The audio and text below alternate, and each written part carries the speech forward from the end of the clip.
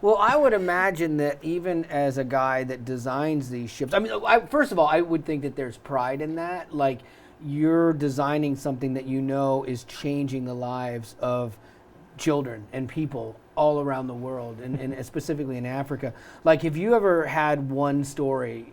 Like, I've traveled all out of around the world, and there's every place I go with ministries, there's always one story that sticks out, one person that sticks out. Do you have a story that has stuck out to you that you're like, man, I'm glad I do this?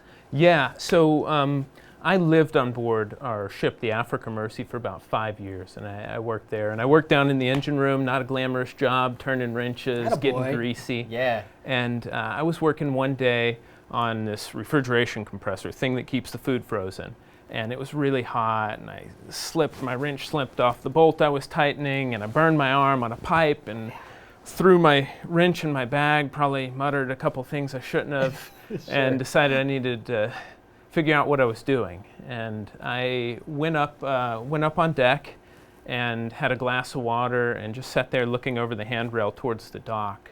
And I saw a young boy, probably 7 or 8 years old, walking down our gangway towards the dock with just the telltale signs of a young man who has just had reconstructive surgery to fix windswept knees. Mm-hmm. And, you know, I felt, you know, God not like audibly talking to me, but telling me in my heart and in my soul that, like, that's why I just busted my knuckles on this stupid machine down there and burned my arm. And, you know, you should feel sorry for yourself for having a little bit of a hard afternoon, but think about what a hard life this young man's had. Wow. And how many times would you burn your arm to be able to help him go play soccer with his friends and not be an outcast in his society? Mm-hmm. Wow. There you go. Now, Colton, Golly. you being a dad, you know, and your daughter's twin girls had health issues when they were born, and obviously the probably the fear of that as a dad is like,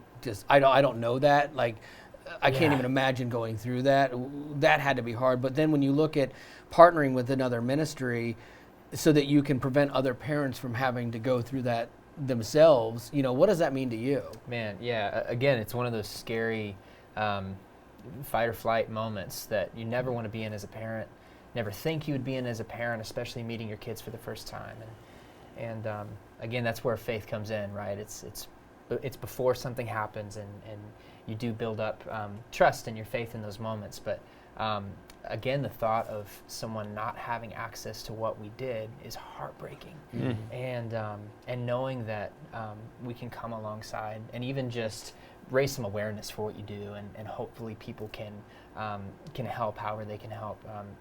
Really important to us. And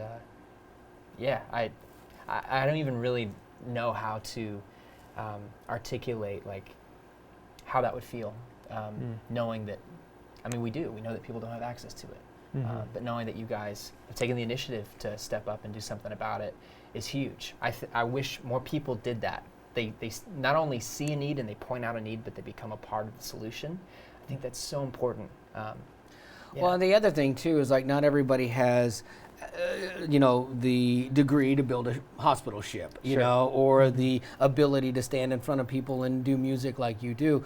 But everybody can do something. Yeah. And that's why it's really important to remember, because you can downplay your role. Well, I can't do anything. But when you support the people that are doing things to help other people, you're right in it with them, you know, and that's a really cool thing.